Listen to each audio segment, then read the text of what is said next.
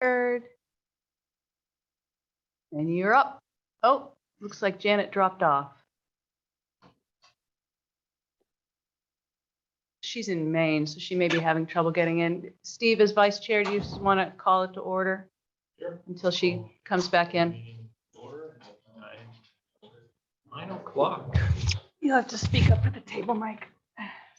Okay, first order of business is approval of minutes. Motion. Make a motion. Charlene moves. One of the folks online, Joanne, on the phone. We can't hear, I can hear what was going on. What did somebody say? Charlene. The motion? Charlene moved to accept the minute.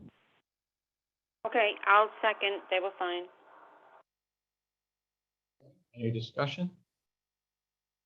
All in favor? Aye. Aye. Aye.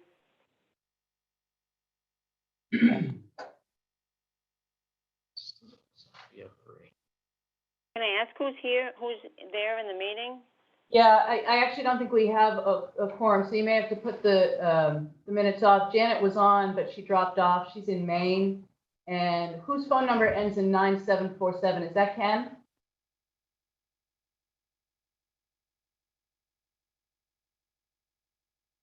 So all it means is you can't do things that require votes, and the only thing you guys vote on is the minutes. So you can put that off until the next meeting. That is not a big deal. So is this, was this a meeting that's supposed to be at the town hall? Yeah, we're It at is. town hall. Yep, we're here. How many, who's I mean, there? we're both. Who? We're both. Just We're Steve online. We're in person. No, I'm just trying to figure out who's there. Just Steve and Tara, that's it? And Charlene and you, and I, Oh. Janet was on, but she dropped off. So Janet was the quorum, but she lost the Okay. call. So we're just gonna proceed, because really it's just discussion, right? You just can't take any motions and votes. The correspondence. Correspondence? None. None at all. Okay. And then we're on to citizens' comments. And we have lots of citizens today, which is very unusual for a MSRAC meeting. That's great. So if you have a comment in this period, just sort of, you might have to approach the table because we've just got the table mic. Just state your name and address in Thompson and say what you want to say. All right, good morning. My name is Brian Murphy. I'm a resident of Thompson for the last 7 years. However, I grew up in the town in the 50s, 60s, 70s, and part of the 80s. And my great-grandfather owns the building that is currently the Milltown used to. So I got a little history with the town, especially when it was in its heyday of the mills and the businesses that were in town. And it flourished, obviously, for different reasons. Things change, and we understand that. But I'm here today to voice my opinion and my opposition to the project in front of the Milltown and the ladies' hairdressing salon. But before I do that, I just want to compliment, if there's someone here from the construction crew, they've done a phenomenal job with the project, and I compliment them. They're professional. I drive through town all the time. They've done a tremendous job working with the town, and obviously it's a quality project. I also want to compliment the people who brought the project to the town with the grants. This town needs this. It really does. Now I'll try to land the plane for you on my opposition to what I see here. That parking's been out front of those buildings for years. Okay, probably well over 100 years before they were cars. Okay. People in town and that traverse that Route 12 know how to handle that area. And I'm concerned, number one, for me as a citizen, but more importantly, the disabled and the elderly people that frequent those establishments. Okay. The person who runs the business is here today, and I'm not going to speak for him, but he designed a restaurant okay, that captures the history of this town, North Grovenordale especially. Okay, he went out of his way to design it and to bring in a piece of this history. So for a lot of residents in town, and they can speak for themselves, it's part of the nostalgia of this town. I see people that knew my father and still go to that restaurant when it used to be the Arrow Grill a long time ago, 50s and 60s and 70s, to what it is now. And it's a piece of their history. I also watch them because I like to watch people. I've watched them for a lot of years, how easy it is for them to park in front, especially the elderly and the handicapped. And I know it wasn't perfect, but I even got my father in a wheelchair before, okay? So it was as convenient as can be. And I know there's not a lot of good solutions to that, but the answers I got for what, and I think the town really tried hard to look at this, but the answers I got is pretty much you can park across the park, okay? That's a problem. Not just on a good day with daylight, but in the winter. You have no way to safely cross Route 12, which is a very dangerous road. So I can't imagine an elderly person, and I'm starting to get up to be elderly, by the way. I'm 66 and I got my issues. But more importantly, disabled or people that go there with families. I wouldn't want them walking on Route 12. I'm sorry.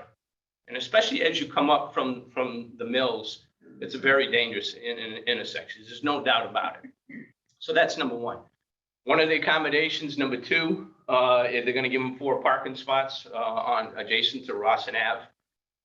Being a lifelong resident and probably even violating it, and some of you will attest to this, cars fly down that.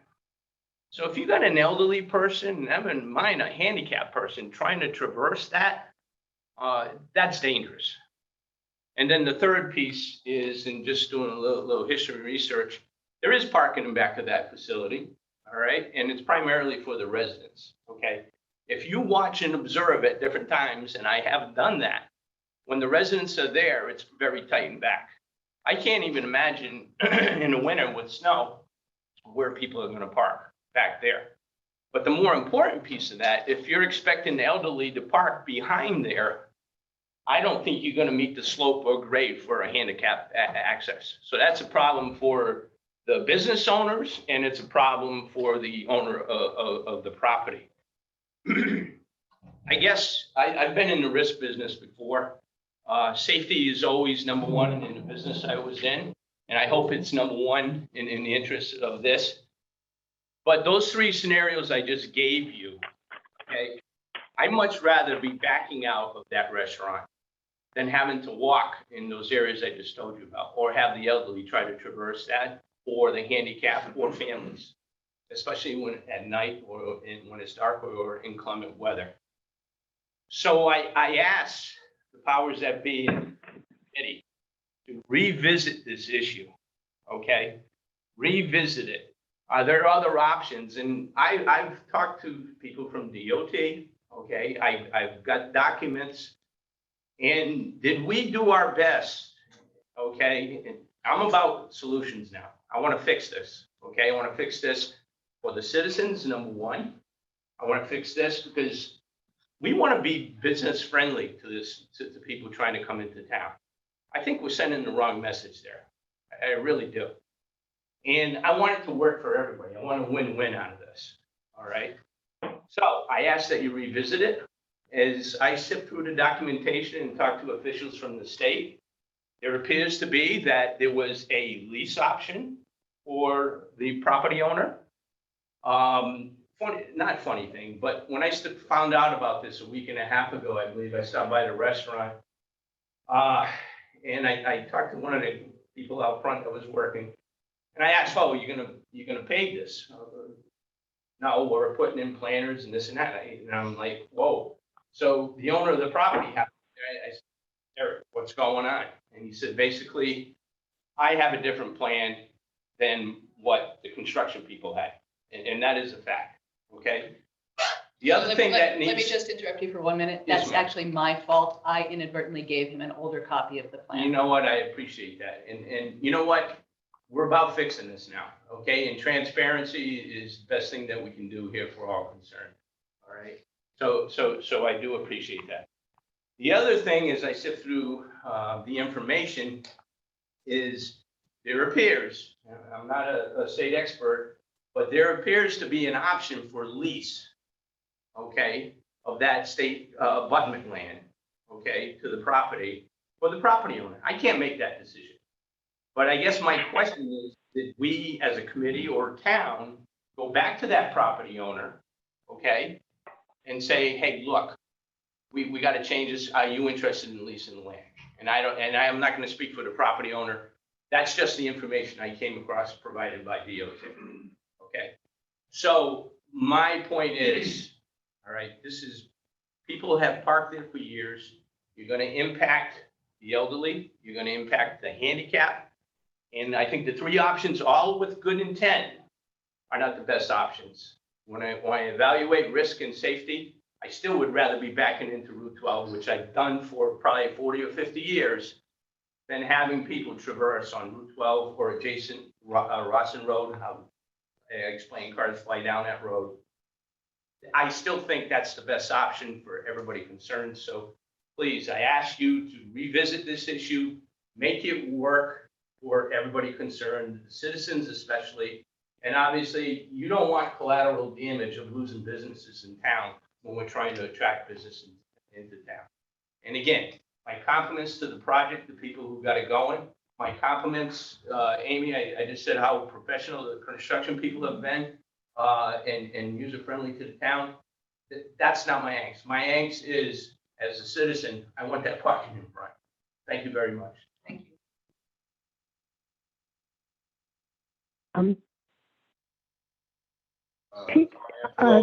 Keith, Is there somebody online who wanted to make a citizen's comment? I just wanted to let you know that this is Janet Blanchett. I'm calling in by phone because I'm up in Maine in a storm and I lost internet. So I'm here on my phone. Thanks, Janet. I'm just going to rename you on the screen. Yeah, if I just let me know when I would have the opportunity to weigh in. This is Eric Murray. Sure, Eric. We have one person who just stood up to make a comment, and then you're up. Okay, great. Thank you. I'm Angelo, 640 Fabian Road. Full transparency, I'm an elected official in town. Yes, thank you. As well as the president of the Turtle Lot Trust. I have grown up in this town. My family's been here since 1932, I believe. I'm 54. I've been here for 51 years. 3 years I was in Woodstock. I'd like to forget those 3 years. But anyways, I'm here for pretty much the same reason as Brian, echoing the same sentiments that Brian has. There is a photo at Milltown Grill if you go in, which confirms what Brian just said. There's a picture of a gentleman on a motorcycle with a lady in the back. I believe that goes back to 49, which shows all the parking out in front. It was a hangout spot for Arrow Grill and other businesses.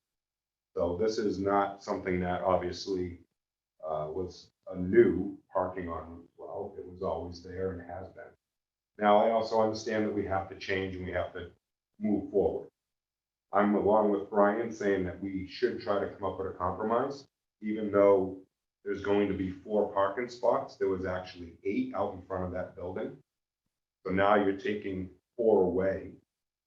Just for the restaurant side, if that 4 parking spots turn 3 times with 2 people inside each car, do the math, you're looking at 8 meals times 3 turns. You got 24 meals that are going to be gone just from the restaurant on a daily purpose. Not mentioning the hair salon, which where are they going to be parking now? And unfortunately, there's a lot of clientele at hair salons, my mother being a hairstylist for a number of years, which is an older clientele. Pretty soon we're going to be in daylight savings. That's a really bad corner for lighting. So that's a huge. Second part that I wanted to raise is there's a section of the sidewalk down the road, which is where the old Grosvenor post office is. There's a section. Gentleman's name is Paul LaRush. He has a construction business. 2 issues. 1, he's taken out a hydrant, capped it, cut it, removed it, capped it, tarred over it, because he couldn't make the swing with his trucks. But then I was also told that he told the construction crew not to touch the area. So my question is, who the hell is Paul LaRush to tell our construction crew doing the work, don't put a sidewalk and don't do the paving? Why is that any different than here? Thank you very much. Eric, you're up. Before Eric goes, I would like to say a few things. Oh, Eric, is that okay? Eric, Yes, yeah, that's fine. Judy, I love you. Good morning. Eric's out in Indiana, otherwise he'd be here this morning with all of us. That was a matter of record that she said that in a public forum, and I believe it's being recorded. So that's verified. So otherwise he would be here with me, with Dan, with Tom, with Brian, with Amanda, with everyone else who is here, who's standing up for my friend Dan, who survived coronavirus, who now can't walk very well. He can't walk farther than about 5 steps without losing his breath. I'm here for my friend Sue, who took a bad fall down the stairs a few years ago and has now lost the use of one of her legs. I'm here for my friend Denise with MS, who can't walk very far at all. None of these people could park in the back. I'm here for that day I was sitting inside the salon building, taking a rest from scraping and painting and doing all the other things we always seem to do inside of that old building that I used to have my hair salon in for many years. And I saw an elderly couple pull up in front where they used to be parking. And the elderly gentleman was waiting in the car reading a newspaper. His wife got out and walked the very few short steps into Amanda's salon. Like every week. Because now she can't do that because there's no parking there for her. So her husband can't drive her to the front and drop her off. There's nowhere to even stop. So I saw these 2 folks, these 2 really hardworking folks, Dan and Amanda, struggle all these years to get a business going in this town that I know from personal experience is very difficult to run and operate and keep a small business going in and of itself. Never mind getting through COVID, having their businesses essentially no one to be able to go to them. We supported them during that, but that getting through COVID was their hard work. So that was the first hurdle. Now their parking is gone in front of both of their businesses. I don't mean reduced, I mean gone, gone. There's no parking in front of Amanda's salon. If they want to park, they have to go behind the building, and that parking essentially in those spaces are reserved for 895, not 897, because 897 had parking in the front and on the side. So I'm asking you in the committee, please consider the fact that we have an older population in town that enjoys going to these businesses. Why are we taking that away from them? Why are we taking it away in an age of inclusion, in an age of access? Why are we making businesses less accessible? I think that is a really important question to ask. And I think it's one that for people who couldn't stand up here and ask that question, for people that can no longer walk to those businesses, that's a really huge question for our consciousness, our respect. And I ask you to rethink this. Thank you. Hey, Eric. Well, I want to thank you. Thank you, Julie, for weighing in there. And I want to thank the committee for allowing me to address this meeting this morning. And there are a few things I want to present and make a matter of record and provide some context to, because not everybody is familiar with a little bit of the historical context of how we came to be where we are right now in this meeting. And I'm here to publicly voice my concerns as a property owner at 895 and 897 Riverside Drive related to the negative impact the sidewalk project is having on the businesses. And I'll begin with some historical context. And on November 23rd, 2020, several of the representatives, members of this committee from the town requested to meet with me and my wife and the business owners to discuss the impending sidewalk project. And as you recall, the impacted businesses at the location include the Milltown Grill, where the owner is Dan Rainey, and Jacob Salon, and the owner is Amanda Barber. And it was, I believe, Amy, Tira, Dan, my wife, Julie, and I met at the grill. I believe there's one other lady there. I don't recall. And you guys presented the plans and informed us that the town secured a grant to extend the sidewalks along Riverside Drive and add landscaping in front of our property. And Amy and Tira both emphasized that although their plan took away some of the parking spaces in front of the building, 3 regular spaces would remain along with a handicap parking space. And that's the plan that I was presented with. And I know there was some modifications later and things of that nature, but that's the plan that's been imprinted in my mind and the business owners' minds since that date. And during the meeting, Dan Rainey expressed some concerns about the existing problem with limited parking to begin with. And Julie pointed out that the plan left no access for restaurant or delivery trucks. And I know that was a point of discussion that we had. So Amy and Tira informed us that the state had primary jurisdiction over the right of way where our parking was. And that was part of that conversation. And although we have never received any communication from the state regarding those concerns since we bought the property in 1995, you told us that the state did not want vehicles backing out into Route 12 because it was unsafe. That was the conversation. And you told us that, we did not have an option, that this project was going to go ahead.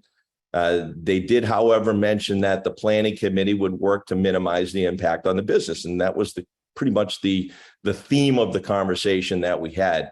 We had discussion about the potential to accommodate some of the lost parking by creating parking spaces on the edge of the Veteran Park across the street.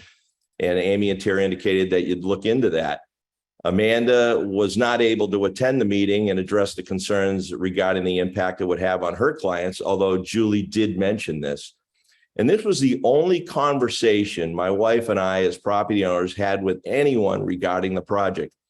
The business owners were not contacted either.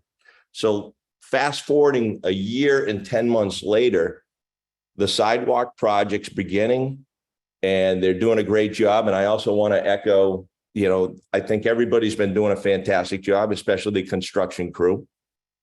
And they're moving in on our space on our end of the project.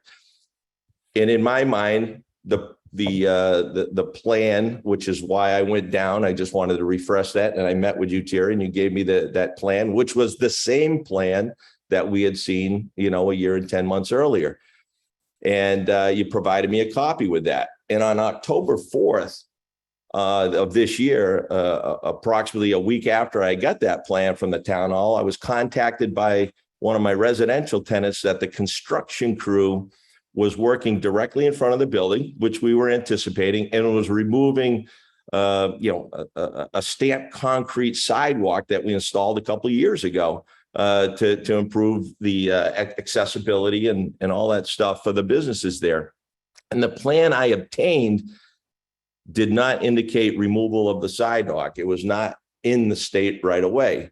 And we had some discussions on that. So I went to the property and spoke with the job supervisor, Armin. Excellent, hardworking guy, very, very accommodating.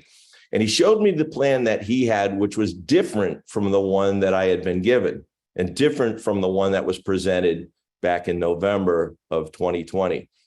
And he provided me a copy of the new plan, which indicated all of the parking in front of the commercial building would be removed. 3 parking spaces and 1 handicap space was shown in the area on the side of Rawson Ave. So I contacted Amy, the St. Ange, who met me at the property to discuss the new plan. And I expressed my dismay that none of the property or business owners were informed of any changes in plans. And the removing of all the parking spaces, regardless of aesthetics, would have a significant negative impact on both businesses, especially the salon. Amanda and many other residents have expressed their concerns to us about the lack of parking, especially for the elderly. I'm not going to reiterate that. That was very well presented by everybody that spoke, and speaking on the behalf of those people that are the patrons there. But I've gotten some additional insights and concerns that prompt more questions that I hope you can provide an answer to, because it goes back to, I've been informed there was some email communications between some DOT folks dated August 28th of 2020 regarding an inquiry about the right-of-way and a proposed parking plan in front of our building, where there are a total of 6 parking spaces presented along Route 12 in front of our property. This is another plan. This is now a third plan that I've seen most recently. And response from the DOT project engineer was focused on the necessity of a lease from the state in order to have the parking on the state right away. He also made inquiry about whether the property owners had a current lease, and if they didn't, they should obtain one. This was back in August of 2020 that this information was kind of presented. And we've had the property for 27 years and have never been informed by anyone from the state or the town of the requirement of such a lease. And the previous property owners for many years have never had one, as Brian mentioned, dating back many years. And in an email dated October 11th of this year, the DOT project engineer provides additional context to the concerns. And he notes that the town has informed them, that's the town has informed them that they have met all the requirements related to any public concerns on this matter, and all the residents' concerns have been considered, which I don't find this to be the case, which is why we're here today. We never got that opportunity to weigh in, except for that, things were presented in a different way than they seem to be, what seems to be the truth here. He notes that we have opted to keep, if we opted to keep the existing parking, provided we paid the lease the right of way from the state. We were led to believe during our meeting in November of 20 by both Amy and Tara that there was no such option. And I'm just kind of curious as to why that was. And he also noted that although a parking arrangement where traffic must back onto Route 12 may not be ideal, it has never been a concern for DOT in the past. Their concern is that the right-of-way is properly leased, and records indicate that there have been very minimal accidents at that location related to traffic flow and parking over the many years the businesses have been conducted there. Is this or was this not the position of the DOT? And based on some of my other fact finding, it's my impression that the area listed as a right-of-way within the intersection adjacent to my property can be leased by the property owner or possibly the town for the purposes of parking, as it's always been.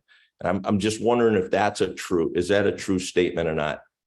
And this is a reason, what is the reason that we weren't informed of the options for the parking configuration as presented to the town by the state DOT?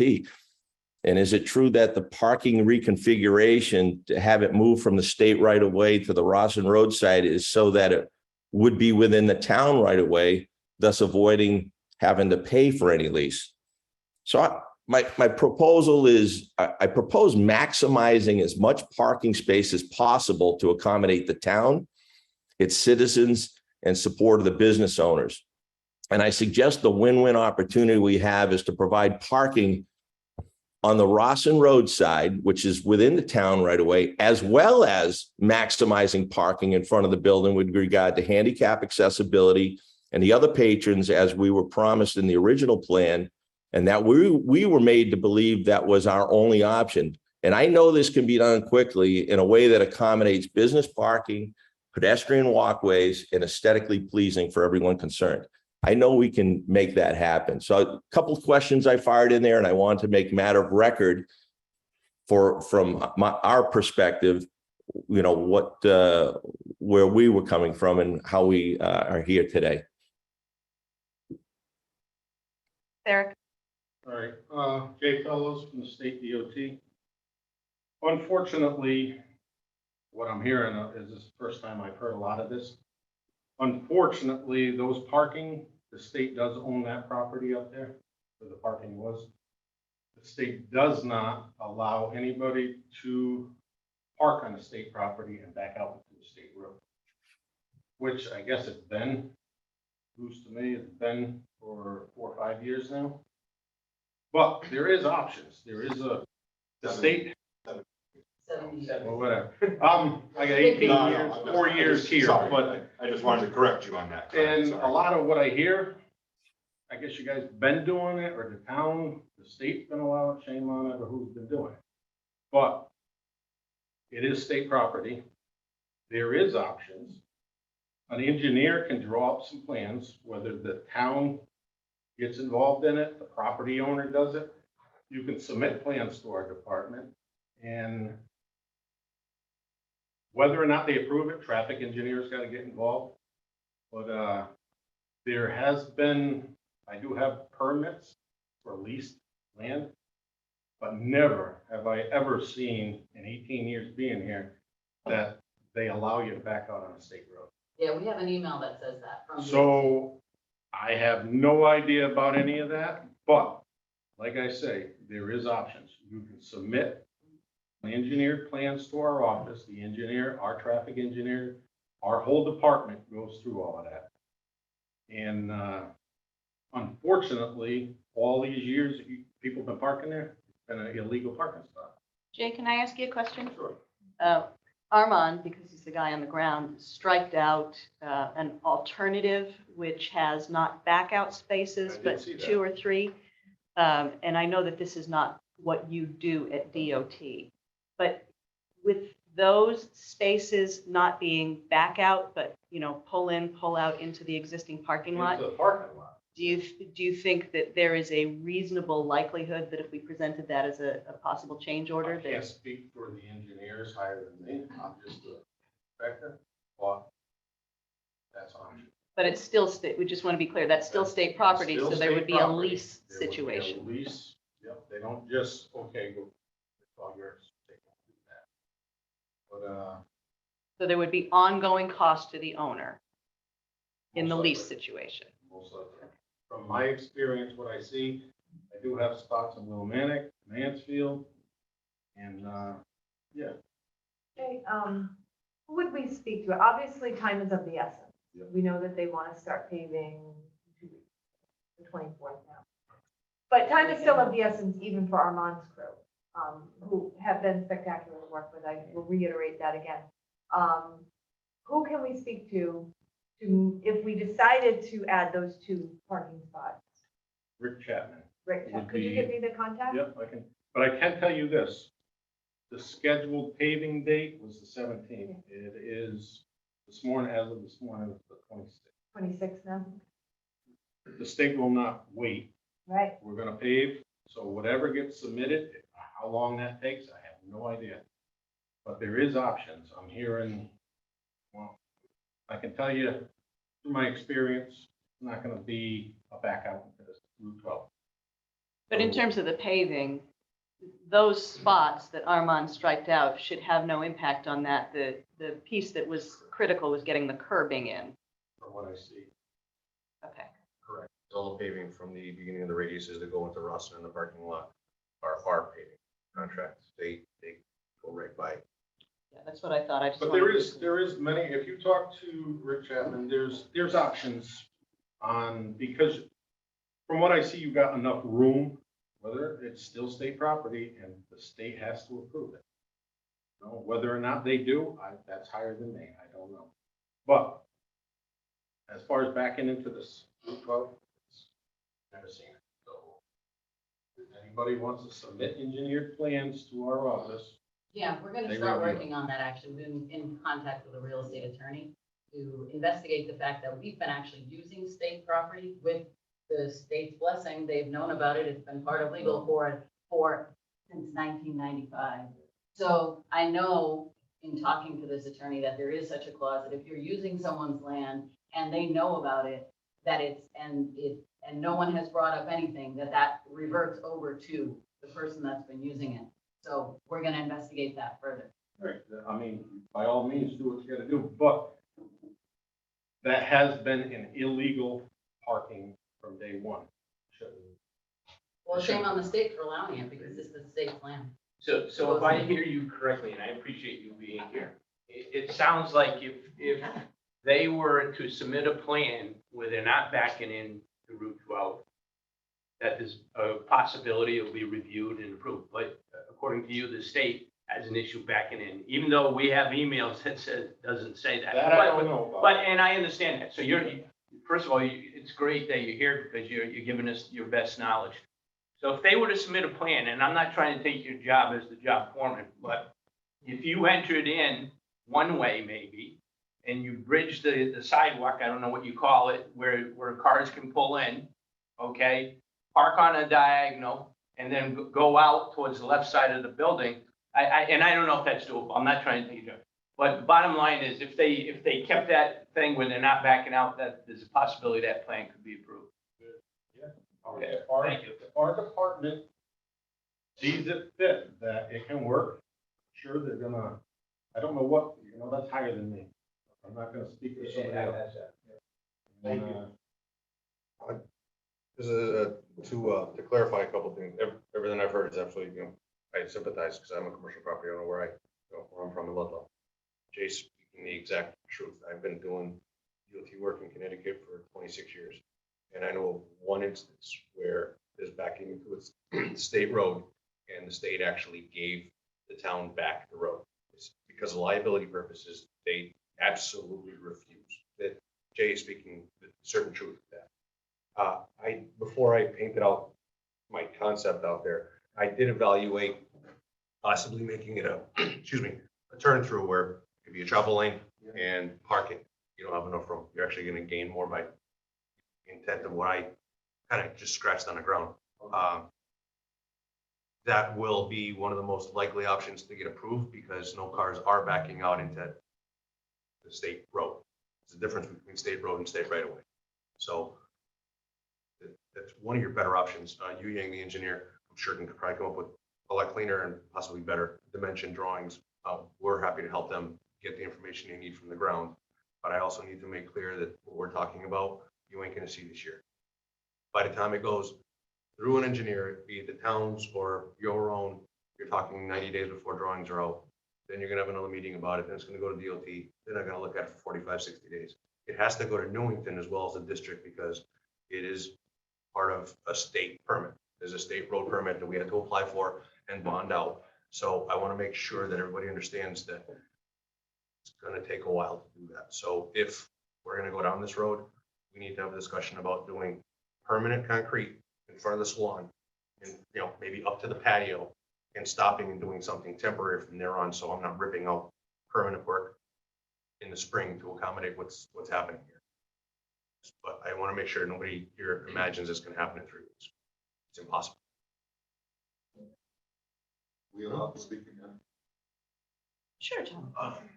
So again, Tom Angelo, 640 Fabian Road, you know the disclaimers. Couple questions. Where the stamped concrete, I have no financially vested interest in this, except I want to see my friends succeed. Okay? And the same thing about our friends that are disabled that frequent it. Where the stamped concrete was that Julie, Eric, and Dan had already put in, is that not their property? That's the state right up to the building? So the stamped concrete that was removed, I believe, was on their property. But because the salon had a flush access point and about, if you're looking at the building, 20 feet or 30 feet to the left of that, there was an integral handicap ramp poured in there to get up from the blacktop up onto the sidewalk to access the doors. And the entire plaza is intended to be up at an ADA compliant level. So every single door that's not part of the raised patio would have flush access. But even though that was their property, the state still removed it. I find that. And they're replacing it with stamped concrete, colored. The town actually went so far as to agree to color match exactly what was installed. Right. by the property owners. Right, but I'm just saying, it sounds like that was one, an illegal removal. I'm pretty sure that's not the case. I'm certain Really, that there's because easement somewhere. we came there to see it being torn up. It was already in progress. You were on our property, so legally, if we wanted to, we could have had a cease and desist order put on the state. We didn't do that because we're trying to figure out everything that's going on with such this communication where we're the last to know and where the property owners is unfair, wholly unfair. That's exactly where I was gonna go with this, is And that's a difficulty that we And that's have. not as- you, Arne. as That- I'm not As saying you. contractors, we have a difficulty where a gross majority of the land that's on Riverside Drive is landlord or property owner and tenants. We come through with every effort and notify, and put flyers and put mailers, in mailboxes, indoors. The tenants see You them. don't live The there, land, though. I, It's a that's, commercial property. I understand completely, but we also have been here since August. And you knew something was gonna happen up there. We did? Who told us that? Well, it's, from, Who years told us that? of meetings. Years of meetings? We've had one meeting, Armin. See, you're not in the backstory here, okay? No, and I'm not trying to get in the middle of it. I want I to see understand. everybody just figure it out so I can finish a project and finish it Yeah, well, I'm sure because, these business owners would like to see that. well, as most well. certainly, and that's why I wanted to bring up that this is, whatever we decide is gonna be slow. So we just need to make sure that we don't impact them anymore, because in all intents and purposes, if this was gonna be put in exactly the way we were designed, we'd be out of your way in like a week and a half. Gone, planted, done. Yeah, and the businesses we've planted and done too. But I get it, so we just have to work together and try and find a solution to, Mhm. that the state will allow, number one, because they could just say no to anything. Yeah. And So I have three other points, quick ones. The second one is knowing that the state's gonna be heaving on the 26th, you said? How do we get the other portion down there where one resident decided upon himself to stop that? I can't Because say that's the technically case, that's because property. on the plans that we bid and we built, Yeah. we were supposed to stop exactly where we stopped and start where we started. Whoever told you that he told us to stop is completely wrong. I find that hard to believe that we're spending that much money to go from Route 200, beautiful sidewalks, and just this 100 spot is not gonna be done? Now, I can understand, hold on, I can understand where Dunkin' Donuts is, because that was just done recently, I get that. But that other spot, we've got a beautiful sidewalk going all the way through town, and you got 100 foot eyesore? That's the problem with our town right now, we have so many eyesores that we're trying to improve. So I would like to see that corrected, that's state property, fix it. You're gonna be paving on the 26th. We understand your point, but for us, the contract drawings Mhm. show us skipping, basically exactly what's installed there is correct to the Why was it contract. skipped? Happened way, Somebody tell me why it was skipped, because why wasn't that skipped? The engineer designed it that way. Where's the engineer? He's online. I'm about to ask him. Yuyan, can you address that? The area they're talking about is a gap on the southern end of the project in front of Northeast Sand and Gravel and that, The old, post that office. dilapidated post office building. The driveway, is it the driveway or is it the concrete sidewalk? Both. Well, there's no sidewalk in front of it. It's sort of a big expanse of asphalt that empties out onto Route 12. And again, it's the gravel mining operation and the old post office building. Okay. Yeah, 650-ish Riverside Drive. There was enough effort where the sidewalk was stopped, was dug out, and then retarred. They put tar in as a transition. Okay, I have to look back into it. I don't remember exactly what's the intent there. But while I'm while I'm talking right now, I just want to tell everybody the objective of the design that was given to the engineer is to have a connective sidewalk on Riverside Drive, and then that's why the sidewalk there was no sidewalk on Rawson Avenue and in front of all the property owners. That's why our objective was actually to correct the backup of traffic, which is based on a traffic engineering standpoint is dangerous, and then it's not allowed by the state. And then to have the sidewalk in, then we presented the plan, several iterations to the town, and then come up with the current design, which at the time we saw was actually acceptable, because we address of the connectivity of the sidewalk issues, address the backup parking that wasn't permitted by the state. And then we know we lost some of the parkings, but we realized there's parking lot in the back of the building. And then we also added 4 additional parking on Rosslyn Ave. So I just want to say that that was the direction that was given to the engineer, and then that's the solution that was approved by the town. All right, so my last 2 points, one of them happens to fall in line with what, I'm sorry, I don't remember his name. Yu Young. Yes. Yu Young, one question, were you out here to ever walk and see that area that you designed? Absolutely. Okay. Were you there at night? Was I there at night? No, I wasn't. Okay. Has the state addressed anything on the safety issues where people are gonna be now crossing those roads with extra lighting in that corner, or traffic lights or pedestrian crossings? There's actually, we actually gonna put in the decorative type of crosswalk and additional signage to alert the traffic about pedestrian crossing. I would ask that you come back and sit there at night and I have a radar gun if you want it, and you can see how fast the people come around that corner.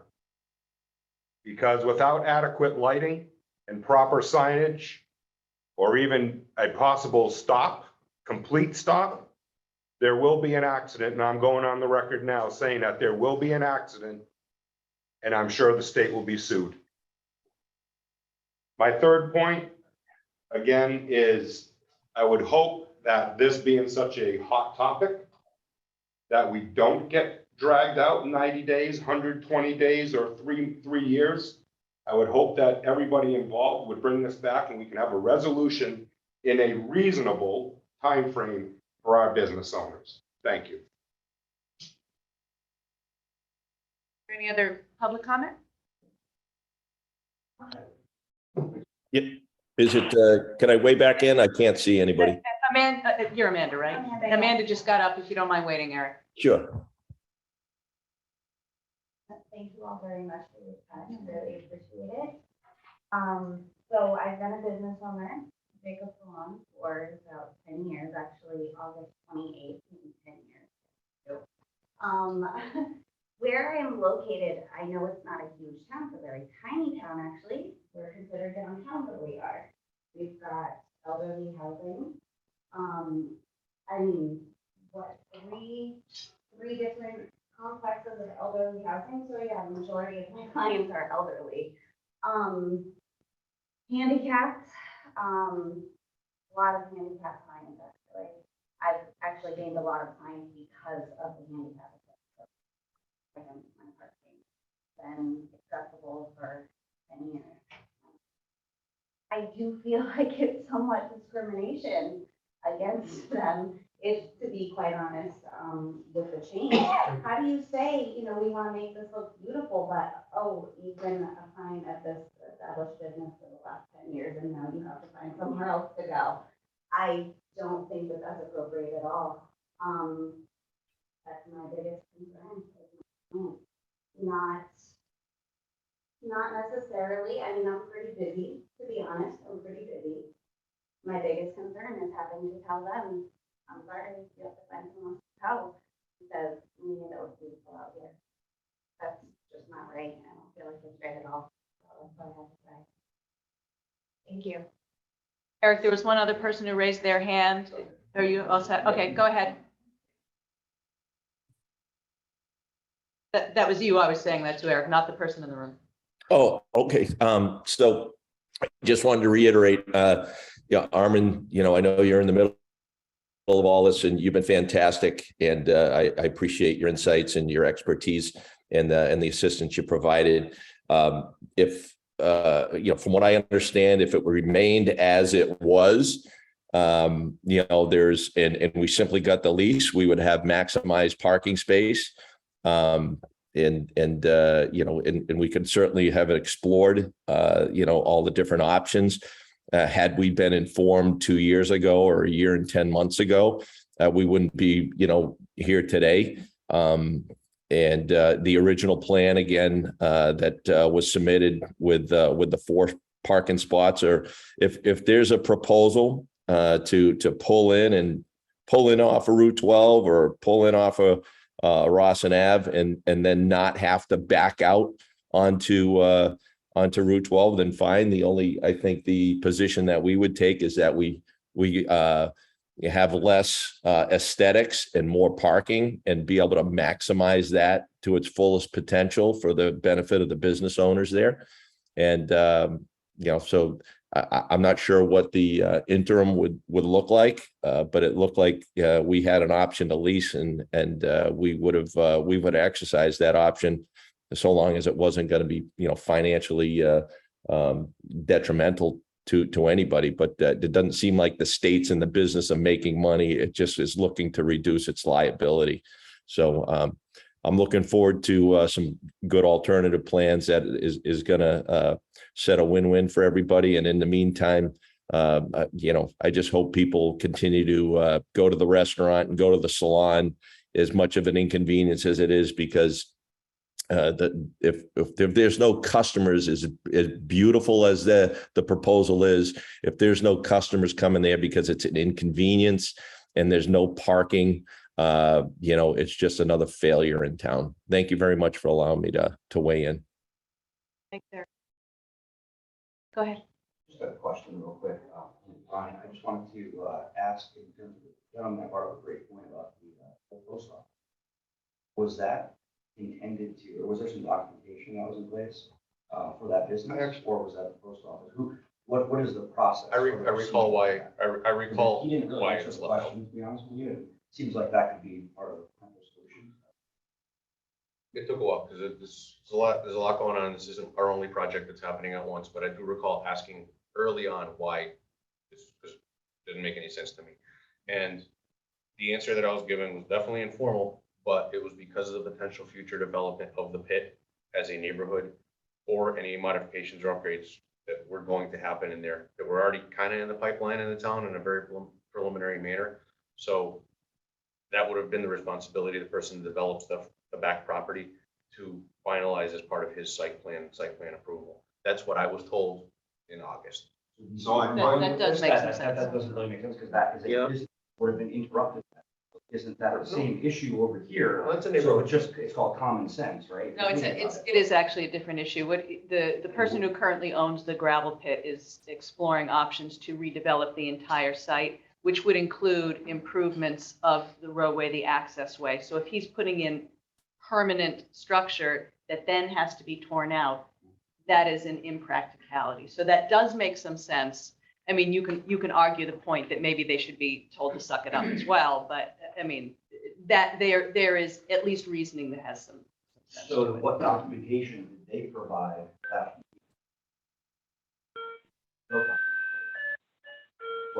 What documents that were in place that prevented that space? There were any documents at the time. It was just, Outside of the developer, having already submitted plans, making the town very well aware that something could. he submitted concept plans, but Conceptual, yes. but it wasn't, so I think that would probably be the There was answer. a plan and there was a space there. There must have been some type of document. The owner of that property, yes, probably still has copies of those plans. So- They're not filed with the town because it was not a formal application. So once again, here we go on hearsay from a resident for state property, because he does not own the sidewalk.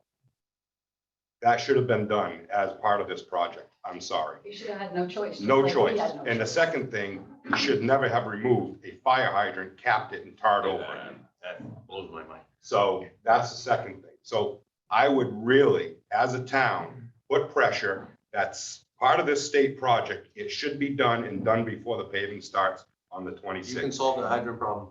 I don't care about the All Connecticut hydrant. Water, because the town doesn't own it. I totally understand that. But what I was told is he told you guys not to do it because he could not make the turn with his trucks. Well, I want you to know this. I agree. Yeah, that's not. But for his business to say that there's gonna be something happening, that's what the problem is in this town. We're gonna do this, we're gonna do this, and it never happens. Okay? It's part of the state project. It should be done before the 26th of April. Thank you. I'm gonna stand up. Yeah, come on, Dan. I'm Dan Rainey, property owner of Milltown Grill. And thanks everybody for supporting us. Me and Amanda is awesome.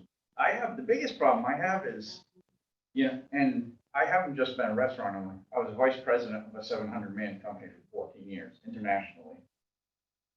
I know the way things work. I think the way that you guys handle letting everybody know what's going on is awful. I don't know how else to put it. I mean, nobody's ahead of this. I got customers. I get more messages on my phone. I'm ready to just throw the thing out the window. Why isn't anybody on Winnie? Why aren't you guys ahead of this? Why is nobody talking to nobody? Well, none of these people even know what the hell's going on. Nobody. We had one meeting, whatever, everything's changed, nothing's anything like it was supposed to be. I've lost thousands, and I expected to lose thousands, but for nobody to be trying to worry about helping us regain our thousands is what it feels like. I mean, if it was me, I'd be on with Winnie. I'd be, listen, like Winnie does in Putnam. Everybody in Putnam knows when a road's getting a goddamn manhole cover put on it, Winnie's on it. Why isn't anybody on this? That's what I want to know. Why isn't anybody ahead of this? It's just like, all right, this is what's happening. It's getting done. We'll just sit around and wait for everybody to come to us with questions. I mean, does anybody agree with this? I just think that we could be so much better at letting the town know what's going on, letting all our people know what's going on, and even what I've been doing on Facebook, I'm actually getting a lot of support because people are like, shit, he's really getting killed right now because you can't even get into my place and nobody wants it. We had one day, we had 2 customers. On a normal day, we'll see 50 at lunch. We had 2. So, and I understand and I want everything to be better. I'm for the town, but I just think that if you guys did a little bit better with your outreach to everybody in the area on all the social media standpoints, I think it would help a ton. That's all I think. I mean, I know we can't stop the project, and I know Armin's got to do his job, and I know it's a state road, and I know everybody's trying to do the best they can, but I just think there's so much better we could do with communication. That's my biggest fault. And I don't know, I've never seen anything like this. I don't know how all this stuff just kept going and going and going, and then all of a sudden, boom, it's there. And Armin came in and she did drop off a letter, but it didn't say we're ripping up your sidewalk. You know, it was giving us notice that, all right, we're gonna start construction here, but we had no idea because we didn't have that plan. And I think that's what everybody's trying to say here. So my biggest thing is just communication and trying to get ahead of things, maybe hit one even, and let them know what's going on, let them know that. Yeah, there is some parking in the rear, kind of like what I'm doing on social media, but I think that would be awesome to do too. I just got one more comment. I'll try to be as brief as possible. You run into trouble in state government when you have double standards. The example he just brought up about a property owner telling the state, I'm doing this and getting away with it. Well, that can be debated. But then they have to comply with something that they weren't even involved in. And is the engineer still on the line? Yes, he is. Okay. You know, I don't know if you heard me in the beginning, but again, with safety and risk assessment, okay? And I know we can't back into the road. It sounds like that's the case. But those 3 other options, as Tommy Angelo pointed out, is wrought with safety concerns. All of us in town, and I know you probably did what you felt your due diligence in observing the traffic pattern probably for an hour or something. But we live in town, so we know what the traffic is at night. We know what it is during the day. And that proposal as is not functional for the safety of the residents of this town.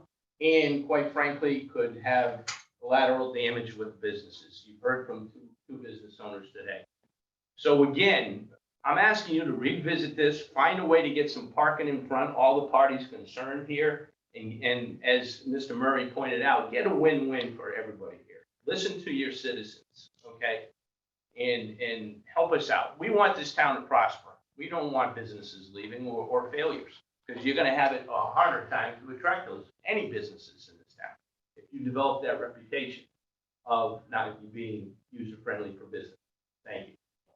I just heard your comment saying that that was false.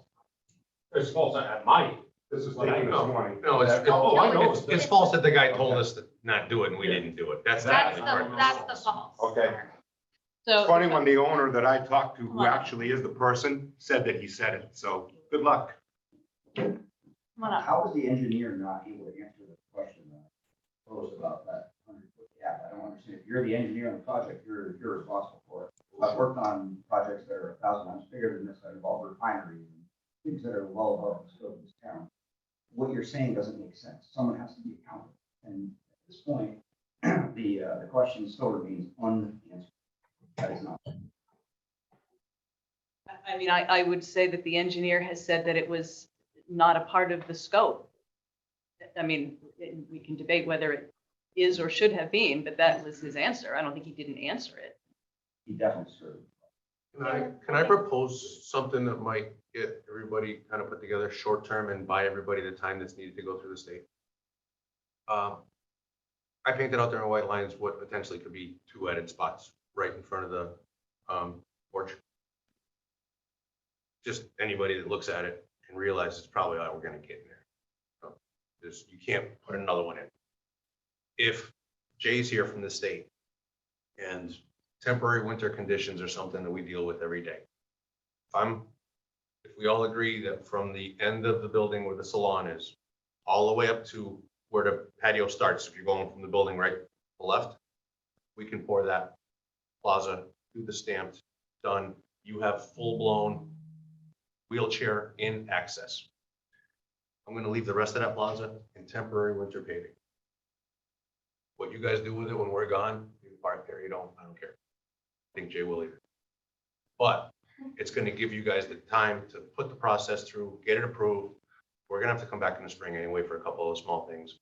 Hopefully by then it's done and we put parking in with a handicap or 2 or whatever ends up being the case. But at least it allows us some kind of a direction to go in.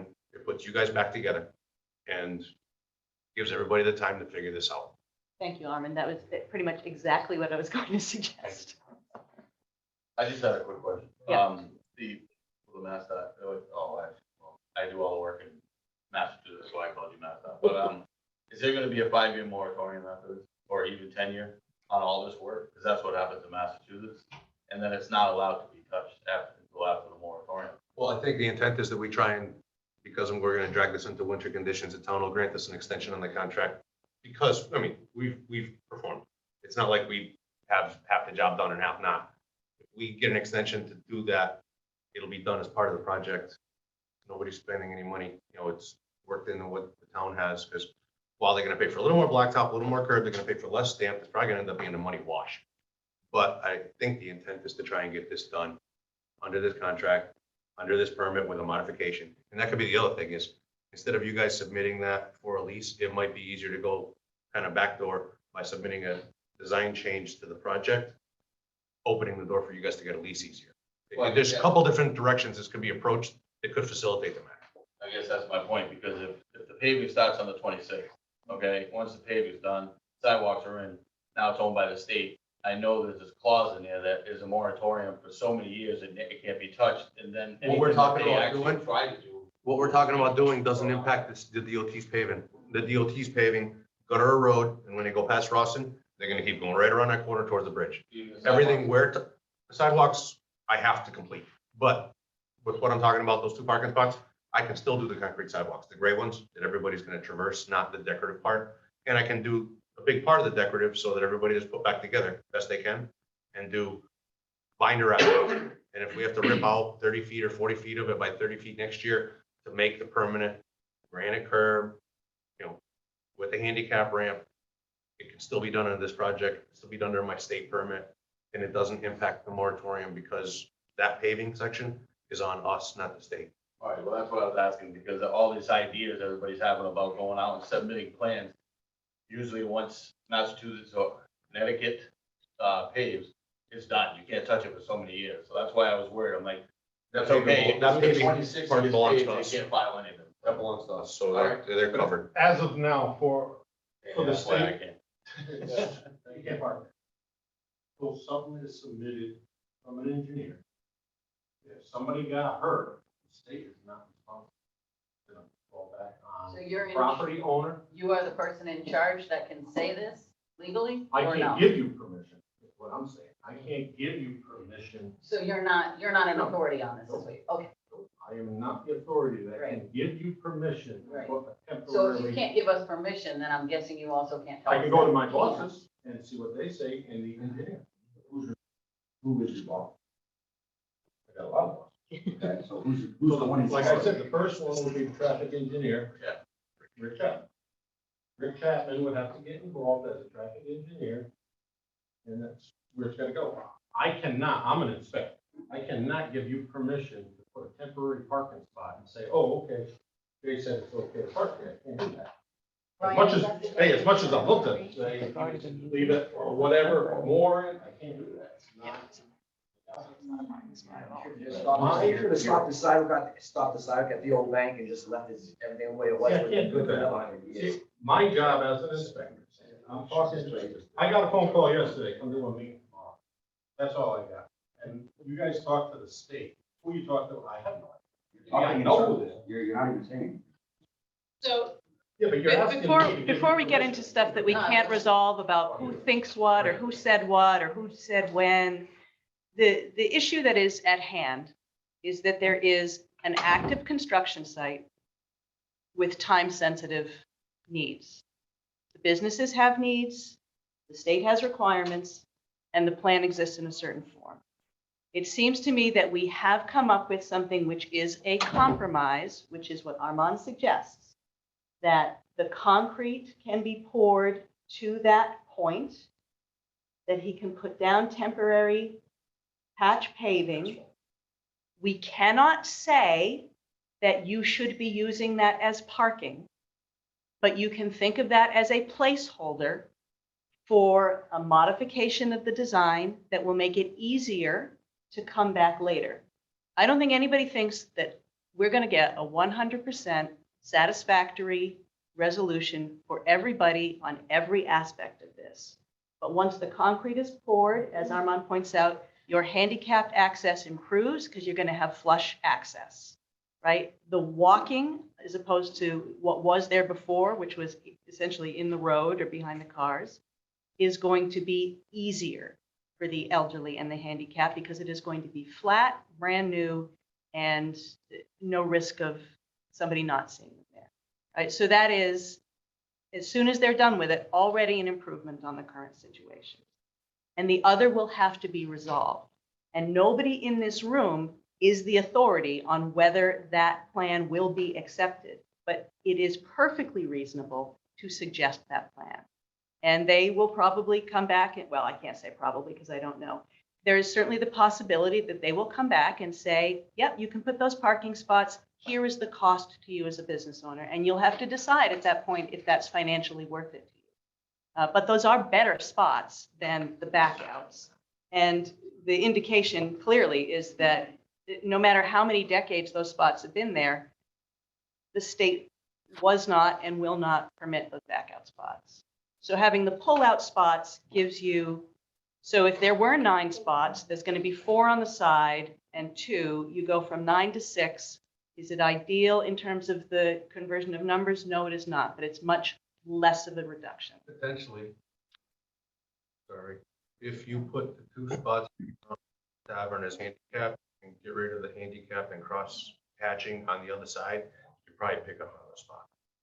I don't know what that does for accessibility because there'll be a ramp going down across Rawson and a ramp coming up to cross Rawson. There's 2 other spots though, Terry, you still have to address with the state, which is the safe lighting in that entire area. Because right now there is no lights except for on Rawson, which does not light up that corner for any crossing. And then the second thing is, what are we gonna do down the road? So there's still 2 outstanding for the state. Yes, yes, and we can address those, but for the sort of the clear and present, what we have right now, the issue we need to resolve right now is what is the best temporary solution to reduce the impact on the businesses, get the project to a point where it is at an acceptable level of finish that does not leave it in chaos in front of the building, and gives options for a new plan to be reviewed and accepted. And we cannot say, we just keep saying that, we cannot say whether or not the state will accept it. They may come back to you and say, no, you can't do it. We don't know, right? And we have no leverage to make them do so. But it certainly seems to me that the profile of those spots is safer and more likely to get approved than, certainly more likely to get approved what was there, because we're reasonably confident that those would not be approved at all. Well, could I just say, do I have can you hear me? Go ahead. All right, so I mean, what we can say with certainty is that if we did and we left it alone, nothing would have been impacted, period. That is an absolute fact. So just want to clarify that. If you left it alone in that area, nothing would have been done, as nothing's been done or concerned about for 50, 60, 80 years, where DOT workers patronize that place. And, so that is a fact. As part of the paving project, there was a DOT disc property bound, right, Jay? At the corner of the tavern. If our project was not happening, they were gonna pave right too. And it would have been picked up now. So you would have lost it. Because DOT was coming through and paving, would have paved right away line anywhere that wasn't curved or along. So ultimately, kind of a blessing in disguise, because it would have been picked up on, you would have been told you couldn't park there, then you really. That's not the first time that project's anybody's ever. I understand, but I'm telling you, and Jay's here too, because he and I went out and painted out the limits of my work so that the DOT could avoid milling or pay to mill it and then pay to dig it. And we did find that property disc. That's where they should have paved to. It was like, And I'm sure within the past years, that road has been paved before, right? things are different now, especially in District 2. Apparently a lot of things are different now, So, and I'm not sure how they got a that couple of way, these accidents but I that have don't had, appreciate it. a couple of these accidents that have been had in District 2 over the last couple of years have really changed their view on things. I'm just telling you that because I do a good amount of work in District 2. You can submit part, whatever way your engineer wants. Done with an engineer, design the thing, and see if it gets back. Sure, and this is all great. The problem that I have is I hate people forcing something on me that I was given no choice in, or made it to look like I was given no choice, okay? So this is the difficulty of this whole situation, is that it never needed to happen this way. And this is why everyone's here today, because of the way that Tiro went about this. And it is solely on you, Madame. And you can sit there like, however you want, and glance around however you want, roll your eyes however you want. This is on you. And I would like to know who hired you to begin with. Because this is not the only problem that's been caused in this. I was not expecting this to become a performance review, but I certainly appreciate that you think we could have communicated better. We certainly, as you know, it did make a point, as we have stated earlier, of going out and meeting with you with the plan that we had. We did have public presentation to get further public input. Where are these public presentations? And more importantly, where's the agenda for these presentations? This enigma that doesn't really exist. When you try to find the agenda, there's no agenda. Go here for agenda, and it's blank. So I think there's a lot that needs to be addressed now. And certainly this is the problem that's in front of us right now, because of your idea to have a walkable town when you kill all the businesses so that there's actually nothing to walk to. So that's interesting in and of itself. But I think that that in the short term, we do need to strike out some kind of a way to fix everything now. Thank you very much. and I'm sure that'll get done. Armin seems to be very reasonable. This gentleman from the state seems to be entertaining and trying to come up with solutions, giving his ideas. And there are certainly a lot of other people that have voiced ways to correct the situation that you caused by not being transparent. And it seems to me that since I'm a member of the town, I want to point out to other members that are here that seems to be your MO, is not being transparent. You come in here stomping into a town, and I don't know where you're from, but the way we do things, kind of like our, and we kind of like we don't want a Putnam or a Manchester or development everywhere. I can only tell you that we have, in terms of transparency, posted and made as public as possible with the means we have. There's always room to improve. We always try to do better. The public presentation I was referring to was a Zoom event during COVID. I don't remember if you were there. It was attended by members of the public. It was a publicly posted agenda, and the recording exists and is archived on the town's YouTube, as are all of the meetings that I run and record, and that Amy on her ID runs and records. And, you know, I'm certainly never happy to hear that, you know, people are unhappy with changes. I can tell you that I am doing the job that I was hired to do, which is to look at projects to improve the economic development potential for the town, and also with assistance from committees like this one, Planning and Zoning, Economic Development Commission. And there's a lot of input that goes in there, and nobody keeps any secrets. Agendas are posted, links are posted. Sometimes errors are made. When errors are made, we can't undo an error after the fact, but we acknowledge them. So your job is economic development, but you're running two businesses. I don't think that's your job then. I think that the statement that it is destroying two businesses is one made out of an emotional response Is to the it fact that it emotional, is or is your bottom line currently impacted, Amanda? currently Your bottom a line, difficult situation. Currently a difficult situation which we are working to resolve right now here in this meeting and with. Just for the record, economic development is not putting in our houses and communities. Business. That is different. There's a difference between economic development, people with real ID. So real estate is not real. So I sat on the board of selectmen. For the record, Amy St. I'm speaking for selectmen. I take full responsibility for dropping the ball. I will. I'm the leader of the town. And I also sat on the board of selectmen when Kara was hired, and I pushed to hire her. She's brought over $5 million down in the short term. This was a fail. Gave you the wrong plan, and you know that, and established that. And that was an error, and an error that we can't take back. I can't take back. I looked at it as we're beautifying the town. This is a good thing. We're beautifying this small town, and I'm sorry that it's impacted you that way, Amanda.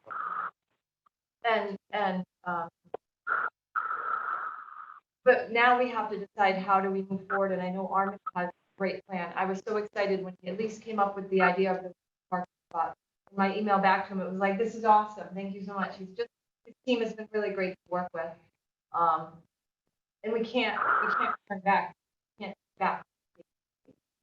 But is that parking spot for the handicap idea, and at least so that we can move forward from here at this point and then develop a new plan? Is that going to be acceptable to business owners, the property owner? Will that work for the time being?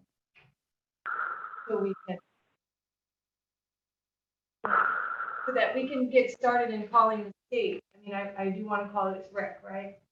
I want to call a traffic engineer. I'll call him directly, and I'll just keep calling until we get answers and we can come up with it. You know, I'm all for solutions at this point because I can't take back what's happened. I should have communicated more. I should have been better, and I'm going to take full responsibility for that. So. If we just need to meet afterwards, we can meet after this meeting. My name is Dana Bosher. I'm from 50 Labby Road. I'm a long time now. I really don't have anything to add to the debate. Observation that when I got my driver's license, always been illegal to back out. I think that's still the case. Just as an idea for people to think of when they go to their engineers or they to think of, why would it not be impossible to simply put diagonal parking around the curve, force people to back in? Legal to stop on the state road, put behind you, put on back into a parking lot. I see parking spaces like this all over the state, main streets, very busy streets. It's an idea. Thanks.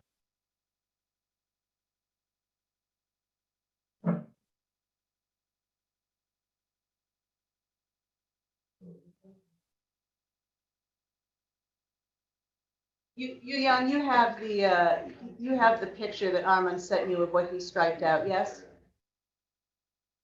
Yes. How difficult would it be for you to at least do a quick modification of that section on the plan? Are we looking at adding one parallel parking in front of the restaurant? I think we're looking at adding 2 handicapped spots parallel to the porch next to each other. Those two, when you satisfy ADA, get rid of the handicap ramp on Lawson, put a fixed one. Because the only reason that ramp existed was for that handicap person to get up on the monolith. Armand's got some suggestions, which I think he can email you or call you. Yeah, I mean, have him show Kevin what exactly is the layout, and then Kevin can relay the message back to me. Thanks, Jan. Yep. If I could say a few words, if you have who's still on? Sure, Eric. Yeah, I saw what the Armand proposal was in front of, the alternative parking. I was there. That's when I met you down there that second time. In the interim, I don't see that being unreasonable, except for I would use, because parking is the issue there, I would maximize that space. Not necessarily just for a handicap, although that's, you're saying 2 handicap spots, but there is significant room there, I believe, enough to at least get a handicap and other parking in there. And then if you did that, then you wouldn't necessarily need the parking, or you could maximize the space on Rossin Ave, again, in an interim, because we need to maximize what we can to help the businesses there. Because if they don't survive, this is all a moot point. And, our building looks beautiful, but nobody is patroning it because they can't get to it. So, that is just weighing in on that. And I know where you're talking about at the end of that space where the jut out is, and paving or doing the concrete up to that point. That doesn't look unreasonable, but I would just, again, reiterate, maximizing the space in front in that temporary solution as well. Okay, thank you, Eric.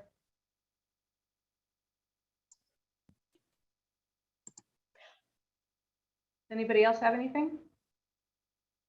I would just add that, again, I'm not the property owner, I got no financial stake in this, but I would maximize the parking there. Take out your planters. You can get 4 spots there and at least one of them handicapped. And also across from Rossin Ave, remove that handicap as he said, it gives you 4 there, gain 4 in front somehow. I'm not speaking for the No, owners, you're right in line with but that. I think that would be a win-win, in my opinion, but again. Wants the handicap taken care of, I want the businesses taken care of, and I want everybody to win on this deal. Thank you. Anybody have anything else? Yeah, just what Brian said, to reiterate that our main concern is parking, because our main concern is access by people who don't have access currently, because of what's been done. And our second main concern is, of course, that access is to businesses. So parking is our main concern, not trees and shrubs and beautification. It's the purpose of that building is to house these businesses and that the businesses succeed. They need to be able to do that. Trees aren't gonna help. And for the state, you know, safety is important. If we're gonna make them park across the street, we gotta think about possibly a light where they can push a button, have some reasonable sense that they can cross safely. So, you know, I know you guys will be part of that solution too with the town. I'm all for looking at anything they submit. Something that can be fixed. Thanks, Jay. I just want to say one more thing. I know we're all very passionate about this, both sides. This is not us against you, you against us. We're all here for the same thing. My whole thing, as you know, is just double standard. Good for one, should be good for both. You know where I stand on the thing down the road. So my whole thing is let's just you're already doing one, it should be the same. Okay? Thank you for being everybody, being professional and very good. Thank you. Just hoping to get something done before it's too late. Well, I think that is part of the issue, right? We are in a time crunch and we need to do something. And I think that we have arrived at, in the short term, a solution that will work the most that it can. And I think that's, you know, there's a good result of it. That is. Anybody, anything else? Janet, are you still there? Yes, I am. And this is Janet Blanchett, chairperson of the Mill Sites Redevelopment Advisory Committee. I'm very sorry that I'm not there in person to make eye contact and understand all the time who's speaking, but I really want to thank everybody for their comments, taking the time out today. And I think everybody's got ample opportunity to speak, and I think we have a path moving forward with the plan that Armand described and Tira further elaborated on. I also understand that the business owner is willing to lease the spaces from the state, so that's another great question that was answered. You know, I guess I would like to move on in the agenda, and then we can put into place the coordination between, you know, the design engineer and the first selectman and the property owner, how we can better communicate in the future when we have a revised plan, you know, laid out. We can meet up on the site and go over it. If I have one recommendation, next step, who's involved? I mean, we had a great discussion, Arvin came up with something. But if I were you, I would get obviously the select woman, property, Arvin, as soon as possible, together, finalize whatever's gonna come about. I'm sorry, I don't know who's speaking and I didn't catch everything you said. Really quickly, because he has the base drawing, you know, move some plans, And bring some plans. What Armin came up with with the 2 spots, it will also eliminate the handicap parking spot and the handicap ramp that was associated near Rawson Ave. That will free up another parking space. So you'll have the 2 handicap spots in front of the building, and then 5 instead of 4, there'll be 5. So that'll give you 7. I know it's not 9. It's not me, but, and that's why. Oh, I'm looking at everybody. Yeah. I know it's not 9, but But we can have the property Yu Yang, our engineer, quickly do this, get it stamped, get the design stamped. I'll hand deliver it to District 2. I'll hand deliver it to Newington to move it along as quickly as possible, if that's acceptable with everyone. What I'm understanding though is that it's actually illegal to have any kind of, on a handicap spot, you can't label it for a specific business. So how does that work? It's gonna create chaos. You can't label a handicap parking spot. You can label it handicap, but you can't say that it's for a specific business. So it's still Well, it's not going, it's It's shared parking now, it's shared right? parking now, I don't. Yes, but I mean, where is that gonna be? You're saying it's gonna be- I mean, you guys are the two commercial tenants in that building, correct? There's nobody else? Usually like mornings and he starts at lunch and then you get busy in the afternoon. I mean, you're out, I'm asking. Do your hours kind of alternate enough that something logical like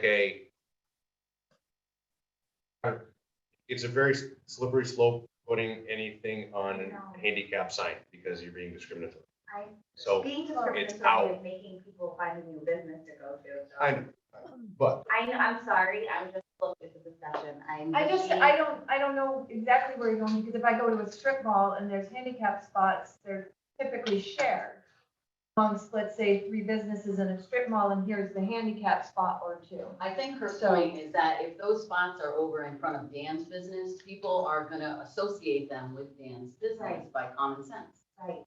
That's what she's saying. Right. They're not gonna think, and so people that are going to Dan's business are gonna park there. And 2 spaces, quite honestly, is not a lot if you're talking about a highly elderly or handicapped population in her business. Not that, I mean, we have a lot of options, we're given a lot of options. what's more important, having handicapped accessibility or maximizing parking? Both are. Handicap Which one's more accessibility. One or the other. Because Both. to satisfy that, you're gonna put the handicap back across the street, you're gonna 4 stalls, one of them being handicapped. Is it even legal to have handicapped all the way across the street? I thought it had to Absolutely, be because within they're a giving, certain distance. because they're giving a full travelable path Okay. from there, You're the up the expert, I'm handicap just ramp, asking. left, cross the walk, Yeah. you know, it's like 500-foot walk by the time somebody's taking the trip. Right. Then maybe you put 1 handicap spot and 1 reserve spot, but that's between you guys, because her having a reserve spot in front of his place, sure, he's not gonna like it either. Now we're, Yeah, I'm not saying there should be a reserve, I'm just voicing her, adding clarity to what her concern is, that's all. Just, there's a clarification to what Janet said.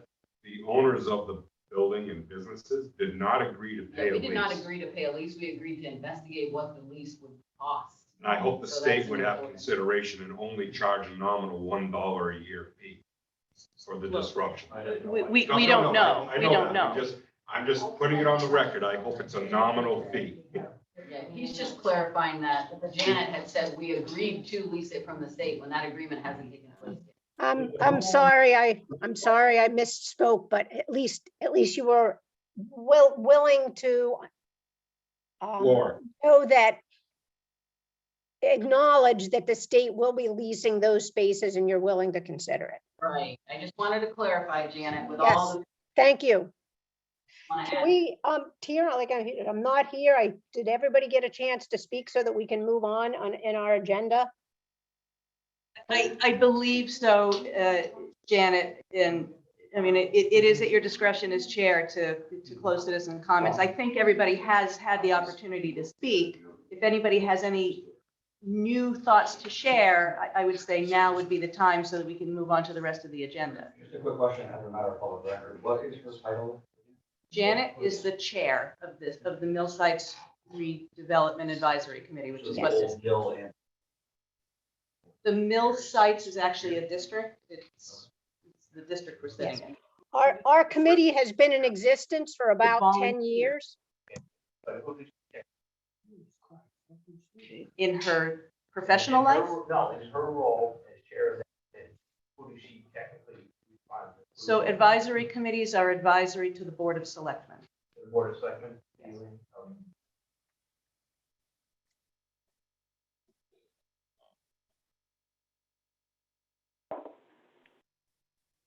Anybody else? Just that if there's a next step, let us, please, as the property owner, let us know what that next step is and allow us a seat at the table. I'm not there. I won't be back until Sunday, and then, but Julie's there, and that's all my request is. Eric, I've been sending stuff to get to you through Julie. I do not have an email for you. And mine's super easy. If you could just shoot me a message so I can copy you both on stuff. Gotcha. And mine is planner@thompsonct.org. Okay, thank you. Thank you.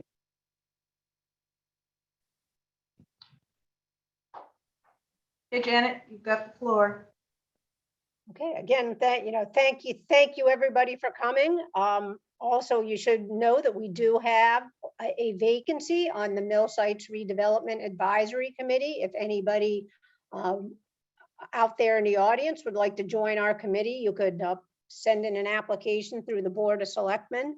We're always looking for people who are interested in working on projects in the downtown district to help foster economic development and rehabilitate the older structures. So we'll close citizens' comments and we'll open agenda item number 5, committee business. Under committee business, the first item is A, the Lotsip Drive sidewalk project. Clearly, that was the subject of most of the citizens' comments, but is there any other construction updates that we should be aware of? Hi, my name is Kevin Bloomquist. I'm an inspector for payment companies working through the town of Thompson. So as far as construction updates go, I'm sure y'all are aware of where we're at the project at this point. We're down towards the end of the project.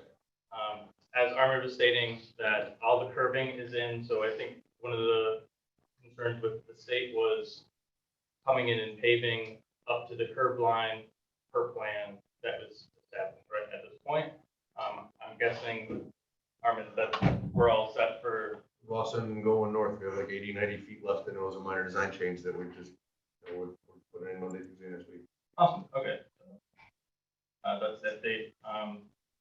Obviously, this morning there's concerns about parking, and we're gonna work together to try to find a solution to that problem.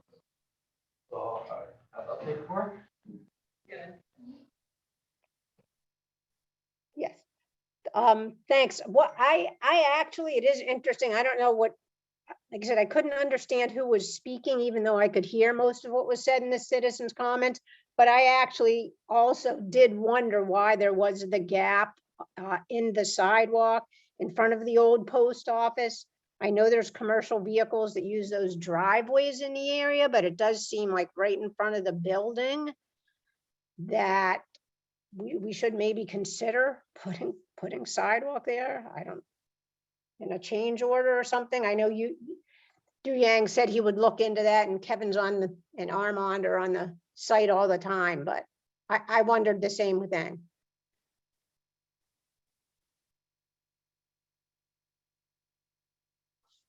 We will look into that. Okay. And so I think we all, hopefully we all have the same understanding with trying to create additional parking in front near Rawson Avenue. I think, Yu Ying's going to draw something up that he thinks will meet state requirements in terms of ADA slopes, widths and everything. And then we could meet with the property owners and discuss it, and perhaps even on site. Is that what you think, how you think it should go, Tira? Sure. Yeah, that works for me. I just want to point out that there's 2 objectives here. The one objective for the project was to have the sidewalk connectivity through Rawson Avenue intersection. Just by looking at the available space, even if we try to squeeze parallel parking in front of the building, they're not going to be able to drive out through the sidewalk. They will have to back out into the intersection again. So I'm not exactly sure how this will work, but that's just me, not just a quick look at the layout right now. That's my concern. Yeah.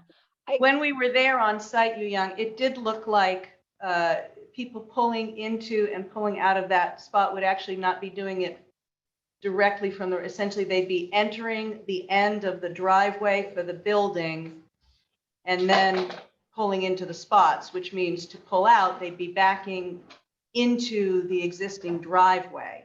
That's what it looked like from when I was there. Now, obviously, I was just there as a casual observer. I am not an engineer, but that would be what I would observe Yeah, I mean, I'm looking at the plan right here and I agree with Tira. I mean, it's technically within the state right of way, but it's backing up like into the restaurant's driveway, not like the travel portion of.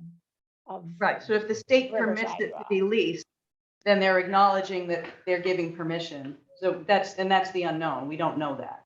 And They may still say no for all we know, but it does seem like a more reasonable ask. But, you know, the hatch space is like 8 feet wide and the parking spot is like 8 feet wide. So I'm not sure they can fit 2 plus a hatch, but I don't know. That's up to you. Yeah, Ian can explore that. yeah, that's the requirement for the handicap. If it has to be handicap in front of the building, it's probably only one space.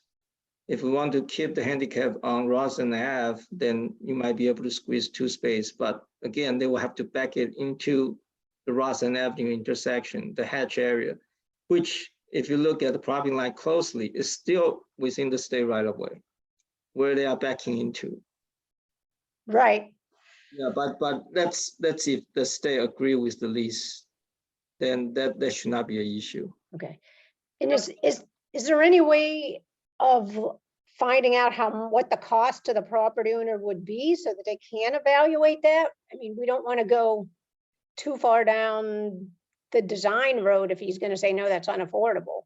Yeah, that's a good point, Janet. Jay just stepped out to talk with Armand and Amy, presumably into her office. So I'll pose that question to Jay when we're done here.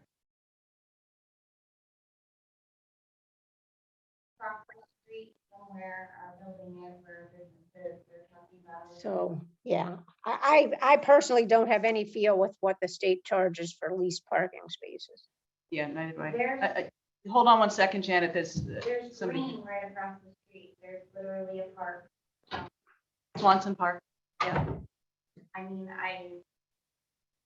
So I think I know the question you're going to ask, and the documents that deeded that property to the town deeded it as green space in perpetuity. We cannot take pieces of that for parking. a bit of grass, really, seriously. I'm just telling you that there's a legal document on file that states that the use of that property will always be as that park. Could say that park. I mean, I'm not trying to say take away the park completely. Okay. Actually, the citizens' comments portion of our agenda has since passed. So we don't. You can come in and talk to me in the office anytime. I am staff and I'm here 40 hours a week in that little hallway. You can, email me, call me, walk in, and we can discuss it. But citizens' comments is a formal part of the agenda, so the chair is correct to say that the period has passed. So does anybody have anything else on item A, the Lotsip sidewalk project? Kevin just went out to talk to Armin and Jay and Amy as well, so I think we can move on. Okay, thank you very much, Yu Yang. I know it was a long meeting. Thanks for signing in and helping us work through this. Okay, so I guess we'll move on to item B, Blaine Road intersection paving. Do we have any update on that? Amy was going to reach out to Provost and Rivero to find out where that modified plan is, and she's out in the hallway, so I don't know if she got any response back. I presume she did not because she copied me on the original email. Okay. Well, we'll just keep that item on the agenda and hopefully we'll get that revised design. So let's move on to item C, River Mill, FEMA flood appeal update. So we had that good news. I don't know if we had that as of the last time we had this meeting or not, that they've essentially accepted the most important portion of the appeal, which is they acknowledge that they made a boo-boo by modeling the bridge as a dam. There are still some open issues, and I had a con call with Gumpert and Wayne and WMC. No, it wasn't with Gumpert. It was Wayne, WMC, and Craig, whose last name I don't know, from CHA, which was CME, who did the original survey. So as I understand it, and this is a little bit of a game of telephone now, John has to present a scope of work to CHA to either resurvey the area in the corner of the building where the floodway or floodplain still might clip it, or maybe it's just elevation certifications. I'm out of my wheelhouse here, unfortunately, but it's essentially determining what remedy there might be for that one section in the building, but it's outside the FEMA appeal. It's a totally different thing. So it's the FEMA appeal, I think we feel is fundamentally resolved. Yeah, that is great news that, you know, they acknowledged that there was a major modeling error, and now instead of the mill being flooded in the 100-year storm, it goes back to not being flooded. So that's, I mean, honestly, I can't understand how anybody could have, oh, well, just in this 100-foot range, it goes up 7 feet, but everywhere else it's just 2 feet. yeah. Any, That makes perfect sense. anybody have any other comments on this or questions? Okay, then we'll move along to item 5D, Main Street reconstruction. That's the design contract to, you know, reconstruct the pavement and the sidewalks. And the town had received 5 proposals from qualified engineering firms. Tara, Steve, and I reviewed the proposal, and Amy, and made a recommendation to the Board of Selectmen that it be awarded to the lowest cost consultant, who was Freeman and Associates. So I believe that Freeman was awarded the design contract for Main Street. I'm sorry, what did you say? The contract is signed. The We got contract it. is cool. Everything's like your hands. Next step. Excellent. Sort of too bad Yu Yang isn't actually still on. We could have asked him what's our next step there. Well, I don't Right, actually I know can- who the local project manager is going to be on that, if it's supposed to be me or Amy. okay. Well, we'll put it, I mean, this has already been an extraordinarily long meeting, so we'll just keep that on the agenda for the next meeting and get more details.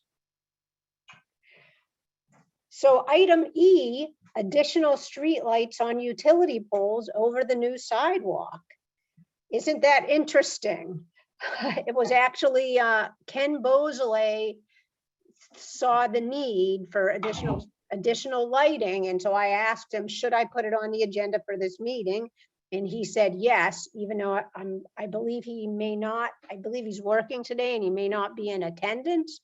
But clearly, in addition to Ken, there are other people who perceived during the citizens comment portion that some additional lighting for pedestrian safety might be warranted. So I don't know what role this committee would have in that. I don't know whether we could make evaluations or write a letter to the selectmen to add, you know, more lights to the existing utility poles. Thoughts, anybody? Yeah, it's an interesting question. So the town would have to petition Eversource to add lighting. I'm not even sure how that would really work. Yes, yeah, the town pays for the streetlights, and if they request Eversource to install them, Eversource will do that and will bill the town for the electric bill. So really, it's just the town being willing to pay for more lighting. Exactly. Probably gonna be a great idea, especially around the Rockland corner. Well, I mean, and for people to decide, I mean, it might be worthwhile, you know. Yeah, I haven't paid attention to it at night. I don't know whether right now there's a light on every third pole, on every other pole, or no lights at all, but maybe we could all kind of make note of that, and I'll keep this is item dark. on the agenda for next month. It is dark on that corner. There are definitely lights. If the observation is that they're not adequate, I would take that at face value. It's just a terrible corner. It's a terrible corner, no matter how you slice it. But even, I think Ken really asked that it be put in the agenda for the entirety of the sidewalk. That it's just not adequately lit. I don't, like I said, I don't know, maybe we can all look at it. It might be too with if they use those yellow light bulbs, those are good for nothing. But the daylight bulbs, they definitely go farther and light up. So it might just be changing light bulbs that could get a brighter scope of electric. Do you know what I'm saying? I mean, vision. Yeah. But I know the yellow, what a difference in the park with the white light bulbs. I mean, it looks like you put in 20 more light stands. So maybe I'll pay attention when I drive through at night, because I drive through there a lot, but I know that corner is dark over on Rawson, you know, where Rawson comes down, especially with the road changing, that's gonna have to be lit up if that all goes through, but I'll pay attention to the other one. Yeah, good point. Maybe that's what it is, just, you know, replacing some of the old heads with new bright LEDs. I think anybody was using sodium. Yeah. Good old Talent Thompson. Okay, Yeah, so I guess maybe it is, Janet, a letter from the committee recommending to the Board of Selectmen, and Yes. then I don't know, they just have to decide if they want to right, pay for better fixtures or more So- electric. right. So maybe if we can all try to kind of observe that area at night and then talk about it on, you know, we'll have it on the agenda for next month and see what everybody thinks. Point of order, we have no meeting in November, Okay, month we skip, so that would be the December meeting. right. Should we have one in light of the difficulties up near Rawson Avenue and the design change? Would it be helpful or? I would be for it. Can't even remember why we skipped November, Is it- honestly. Is it Veterans Day or? Oh, yes, that's why. It's because Veterans Day, it's not that we normally skip November. Veterans Day is on the date. So any meeting we set would have to be a special, but you do have the option. And I was going to suggest it anyway, because our last agenda item is that site walk. It's raining. We're not site walking. Oh, yeah. Plus the time too. And time, Well, the unexpected time. Well, We could have the meeting on potentially, if it's okay with people, on Thursday, the 10th instead of Friday, the 11th. let me just go grab my calendar from my office. Oh, sure. I keep an analog calendar because I remember things better when I write them with my hand. Did you say Thursday, the 10th instead of? Yes, Thursday, 11th. the 10th instead of Friday, the 11th, because Friday is a holiday. For the-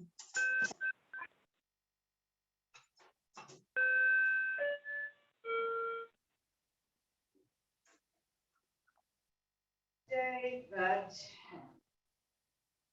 I mean, I assume that I am clear. I am wide open.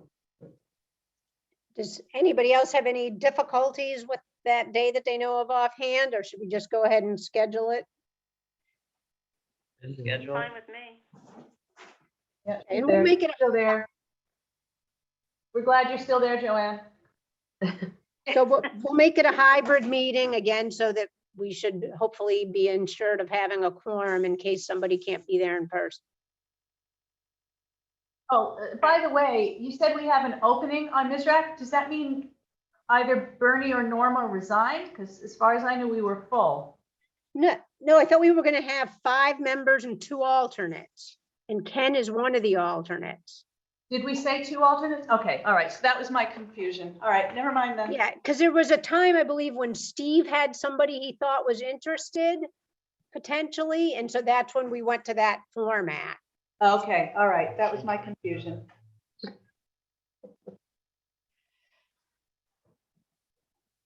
I mean, I could be Yes, wrong we'll too. just- I'll check We'll into just that. submit a special meeting agenda to the town clerk's office. By the way, while we're on this topic, some of the complaints about the lack of agenda were definitely related to this meeting. I went back and found the email with the agenda, but it looks like the assistant town clerk was not copied, so it never got posted. So this committee doesn't make motions and votes except for the minutes, so it's not really that big a deal. But in this case, there was an error and there was no publicly posted agenda on the website. Obviously, people found out Yep. about it, they got here, Yep. you know. But that's where I word think got they out. feel like people are being sneaky and transparent. Yeah, I know. But I mean, I don't know how to fix that. I feel like we're always talking about this. They always feel like, Yeah. but I feel like we give them, I mean, I know because I felt like this before I joined that people weren't aware, but now that I've joined, I see how it's up here, it's on the website, it's in the office. I mean, I'm lost to figure out how to get it to people other than going through the town with a bullhorn and let them know, like, I don't know what they want. Yeah, I agree, Charlene. I mean, we had a public hearing, we had a public meeting, we met. Yeah, I'm just, I mean, clearly we didn't do a good job, but I don't know how we could have done better. I know, that's what I feel like I think part of the issue, Janet, is that, that presentation, for example, was a year and a half ago during COVID. And we may have emailed it individually to some of the people who are saying they didn't know about it. I don't know if I did or not. Yeah. I know we would have posted it. I know we would have done publicity on it. But the specific things that we did between now and then, do I remember what they were? Yeah. No. So I can't respond. Yeah. Can I Yes. ask a question? Did all of you people that are present right now at the town hall in the room for this meeting, did you know that there were going to be speakers and residents there today? I knew there were going to be a couple. Yeah. Okay. I knew, so, yeah, when because, you when you call home, they put it no on the idea. So website. They had it on Facebook. Danny put it on his thing that they're doing a meeting this morning at 9:00. Oh. So he put it on his Milltown Grill website. That's how I saw it. I mean, I saw on the agenda about that, but I mean, you never know. I mean, you can expect 500 people. You think they should be here and they're not. And then you have a meeting and there's nobody here. So it's like this town is kind of at a whim. Well, I mean, they were motivated and they got their people that they, Wanted to be here. wanted to be here, and that's fine. I mean, there's Right. no problem with that. But no, I did not expect that many. I thought it was going to be 2, 3, 4 people. Yeah. And I'm really sorry I wasn't there in person because, and that I got locked out.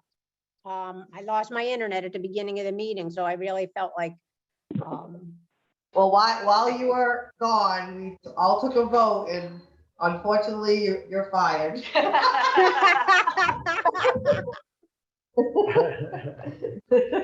don't tell her.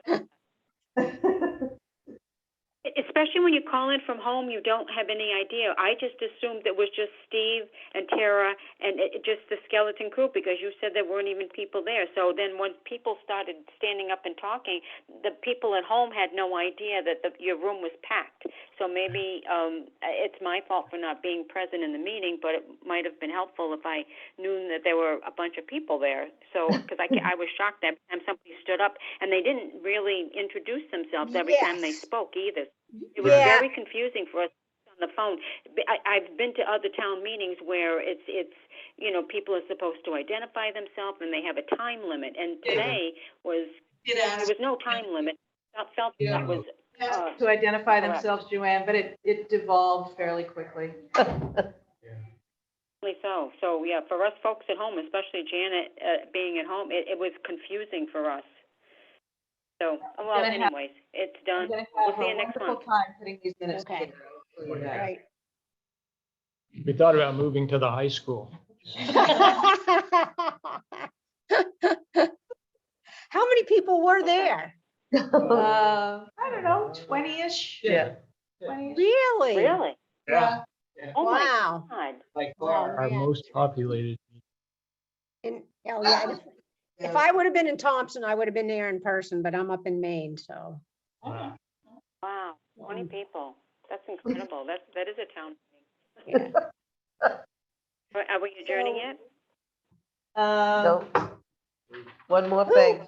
Actually, I do. Who was there from DOT? Because was it Yeah. Daniel McBride? No, it was Jay, the inspector. Oh, okay. After we ran into Eric, whatever day that was, yesterday or the day before, I emailed Armand and I asked him if he would ask Jay to attend because I knew people would have questions for the state. And we can't speak definitively on what the state will or won't say. All we can do is our experience of it. So that's why I asked him here. So it was helpful that he came. Very helpful. It seemed like they just didn't believe the consultant or us to say that the state doesn't want you backing up onto the road, so. Well, I think it's because they've been doing it for so long and Yeah. like anyone, no one likes change. And it's not I mean, like the guy, Ahmed said that eventually when the state came through to pave the road, they would have just wiped out that whole parking lot. They didn't care. And he said it was heading that way. So like a good thing, but a bad thing is that we're kind of ahead of the project in some ways that we might be able to get a chance to get some parking put back in there. Yeah, Julie Rumrell was trying to make the case, she didn't use the term, but she was trying to make the case for adverse possession. But I don't think that applies to state property. I think that only applies to private parcels. Yeah, yeah, right. I can't imagine that adverse possession applies to state property. No, it does not. Okay, well, again, it would be great to talk about this more, but I know everybody's been on for so long, so No, should we poor Frank. postpone item F until the weather is better? Yep.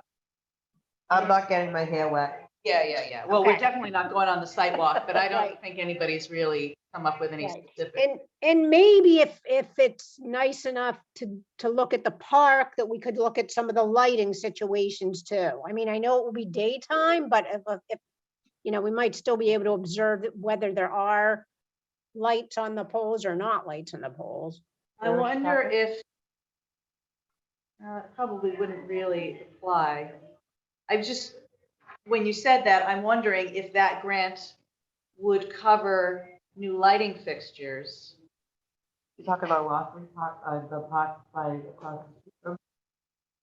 Yeah, well, we were talking about Riverside Park for Oh. the site walk today, Oh, yeah. but I think she may be talking about Swanson Park now as Swanson well. Park, yeah. But I wonder if $50,000 would cover enough lighting at that corner if we tie it to the park and the restaurant patio to make that feasible under their grant requirements. I mean, they're placemaking grants, but enhancements for public spaces and public gathering is part of it. That might have some legs, and it might be something which is $50,000, which we can easily make shovel ready. It doesn't really require design and engineering. It's just purchase and installation. So maybe. Okay. All right, well, we can talk about that at our special meeting on November 10th. Yes, ma'am. I think we just have to vote on the minutes. Oh, yeah, you can vote on the minutes because you've got a quorum now. Okay, You had dropped off when they voted on the minutes. okay. So we'll resume back up to number 2 then, approval of minutes for the September 9th, 2022 regular meeting. Yeah, I make a motion to approve them. That sounded like Charlene. Is that true? Langlois moved, Lewis second. Okay, any discussion? All in favor of approving the minutes, say aye. Aye. Aye. I heard 2 ayes. They all said aye. Okay, that's because that's the disadvantage of being on Zoom. Okay, then we'll go back up to item 6, member comments. Any additional member comment? I just want to say that I thank Tara for all of her hard work, and I know no one likes change, and unfortunately, you never know what you have until you don't have it, or vice versa. So I think if we can get through this hurdle and it works out where they can get some of their parking spots back, and it enhances the mill or the Milltown Grill or whatever, that they'll like what the town of Thompson is doing for the town. So it's just messy, it's dirty right now, it miscommunication somehow has got, changed around, but I think Tara does a wonderful job, so sorry that you had to, I mean, people get upset I'm a about very things. popular punching bag around here, and it's okay. Thank you for your hard work. Who was that said, who was speaking when they were being so disparaging? Yeah, who was that? And it's okay. I mean, We she's want to upset. know who it is. We want to know who it was, because Joanne and I couldn't see. Yeah, we weren't there. Who was? It was Julie Rumrell. It was the woman owner of the building.